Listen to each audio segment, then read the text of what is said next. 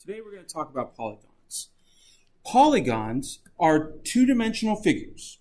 So they're pretty basic shapes. They're made of straight line segments connected end to end. That means there's no gaps. None of the segments intersect or cross each other. They're basic shapes that we see. Sometimes they look like what we're used to. Sometimes they don't, but they have specific sides. Now, many of the ones that you deal with, we have specific names for, so don't be surprised about seeing any of these. For example, a triangle has 3 sides. A quadrilateral has 4 sides. That could be squares, rectangles, many different types of quadrilaterals. Pentagon has 5 sides. Hexagon has 6 sides. Heptagon has 7 sides. Octagon has 8 sides. You may not know what a 9-sided figure is. That's a nonagon. And a decagon has 10 sides. There are more names for bigger shapes, but most of the time we stay between 3 and 10 sides. If you know those names, that's great. Make sure you know these ones. These are going to be important. Now, there are parts of polygons that are really important. First one we're talking about is the vertex. We talked about vertex in terms of angles before. Well, in a polygon, it's where 2 sides meet.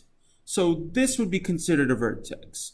So would this, and so would this.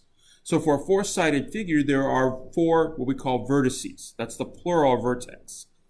Depending on how many sides there are, may depend on how many individual vertices there are. A diagonal is a line segment which goes through the polygon, but it's not a side. So if I have this hexagon here, I can make a line segment that goes through the figure like this. It connects 2 vertices together. It's not a side, it's not on the outside. Here's another one. Many times you can make different diagonals. Some have a lot of diagonals, some only have a few. Remember, the diagonals, anytime we reference them, are on the inside of the polygon.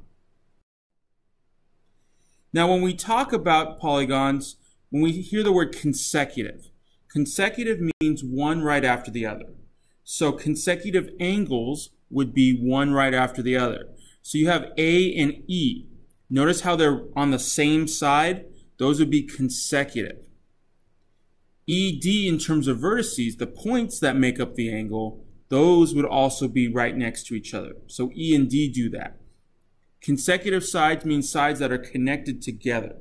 So BC and CD are connected together. So those would be considered consecutive. Remember, consecutive means next to each other. One right after the other. It does not mean across from each other. So angle A and angle D would not be consecutive. Now, one of the things we're going to be talking about throughout the entire course is congruence. So when we talk about congruence in terms of polygons and shapes, that means if they're congruent, all the sides are the same, all the angles are the same. They're both all equal. So when we see that, here we have 2 quadrilaterals.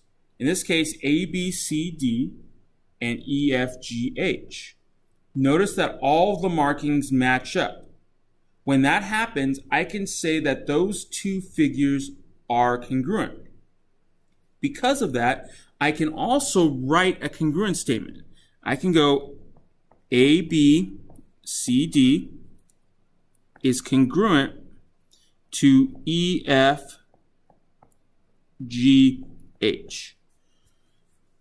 That statement right there tells me that those 2 figures are exactly the same. Sometimes what they'll do is they'll give you those that are the same and they'll tell you what's equal about them. So that's something that you have to consider. So if you notice, angle A and angle E are the same. Notice that those are the first letters in the statement. B and F are the second letters. C and G are the third letters. D and H are the fourth letters.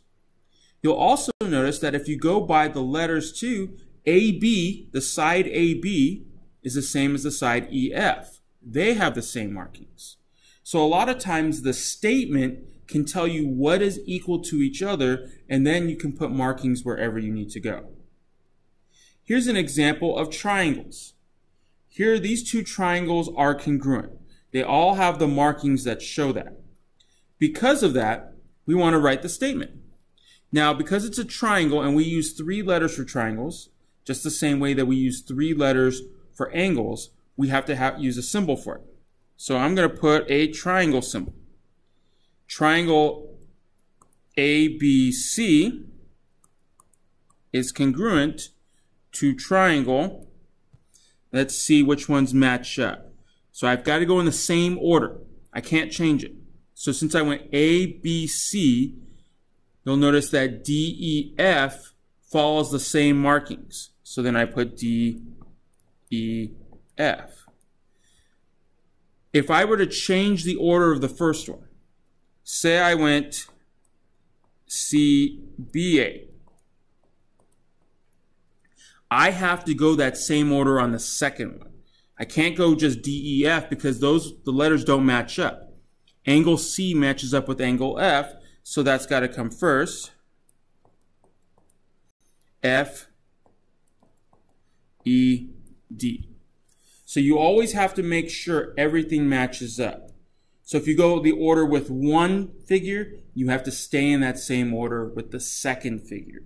Make sure that the order matters. Now we also talk about polygons in terms of sides. Anytime they have the same markings on all of the sides, we call that an equilateral polygon. That means all the sides are the same. So in triangles, that means all 3 sides are the same. In a hexagon, that means all 6 sides are the same. Whenever you see markings with just the angles, we call that an equiangular polygon. That means all the angles are on the inside of the figure. Now, for some figures, you can figure out what that is depending on how many angles there are. We'll talk about that as we go along. But anytime you see those markings, that means equiangular. Lastly, if they have both sides and angles the same, so all the sides are the same, all the angles are the same, we call that a regular polygon. That means it is a basic shape, the basic triangle, the basic square, basic pentagon, stuff that you would see in primary school or elementary school, those basic shapes. When they're not equal, you can kind of move them around and make them look however you want. But a regular polygon is a standard shape. It's both equilateral and equiangular at the same time.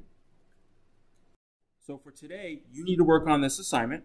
Make sure you get a book. Make sure you wrote down the notes and everything like that. You can reference the video anytime you need to make sure you understand the difference between all the terms.